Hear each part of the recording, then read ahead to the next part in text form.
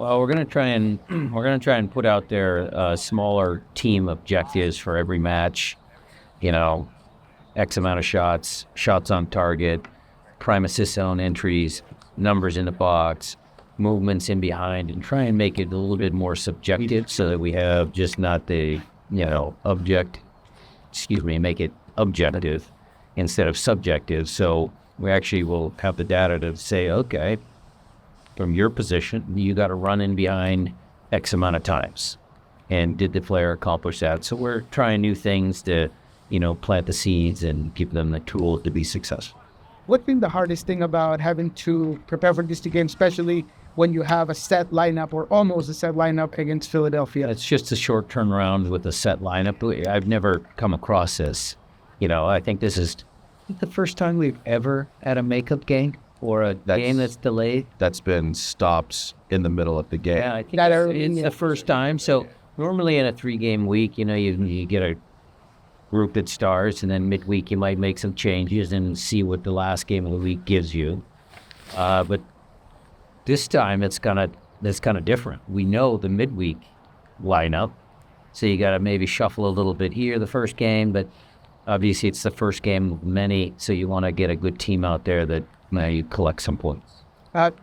What is the biggest challenge in BC kind of set up either in transition or with the tech up in the... Statistically, they've been very good.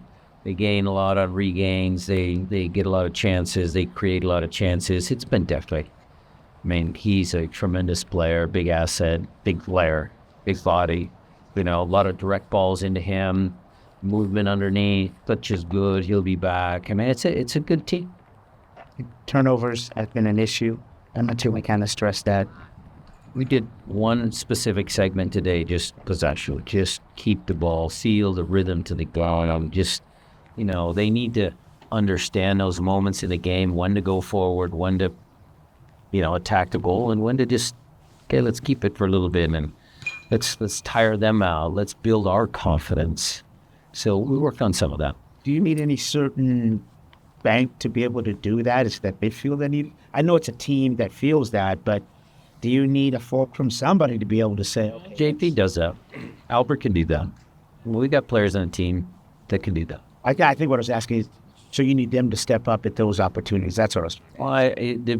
The guys who have to drive tempo, if I'm understanding your question correctly, Maz, is, some of the senior players that are on the field at any given moment need to kind of help the young guys in control of tempo.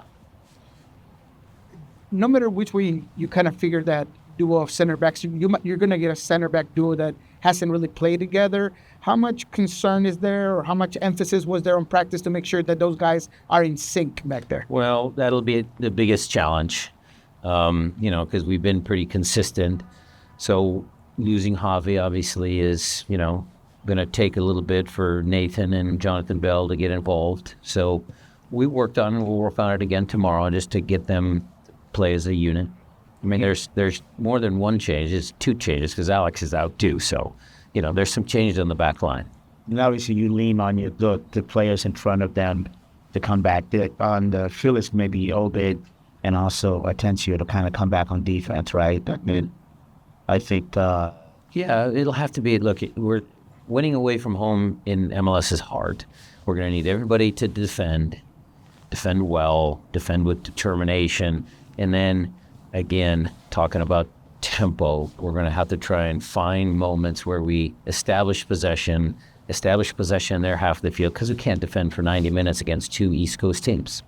Yesterday, Jordan admitted that the team's kind of against the wall in this one. What's the balance of being aggressive, but not, being too aggressive where you put yourself in a bad situation, knowing that you need the points as bad as you do? Well, we're not going to be reckless.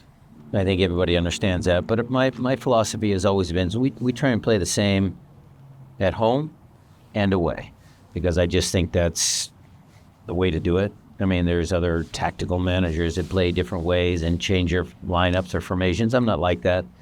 I like to play consistent. We'll still keep a high line. We'll mid-block defensively, transition moments when we can.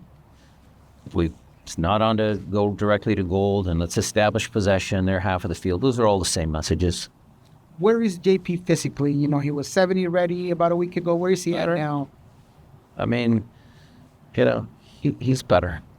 Yeah, how much of that checking in his soreness and uncomfortness? You know, He needs to push this game because he's actually potentially available for Philly because I can fill in for Javi. But look, he's got to put in a good effort against DC, and then let's see. Yeah, you can fill in for Javi with anybody or send. Javi, we can bring someone from the 18-man, Right. the 20-man roster. We'll bring him in the starting lineup, and then we can take someone from the squad and put him on the bench. I can't take a guy directly from the group and put him into the starting team. I can't do that. But that doesn't take a sub away, right? Nope. It's just okay. No, it doesn't take a sub. Just off the Sounders enough, I wanted to get your take on Columbus's win yesterday against Monterrey. Your thoughts on that? Good start. I mean, look, they've got an away goal, but, it'll be a good test. I have plenty of confidence in MLS, and Columbus is a worthy champion in our league, and let's see if they can push that across the finish line. Thanks, Brian. Appreciate it. Okay. Thanks, everybody. Appreciate it.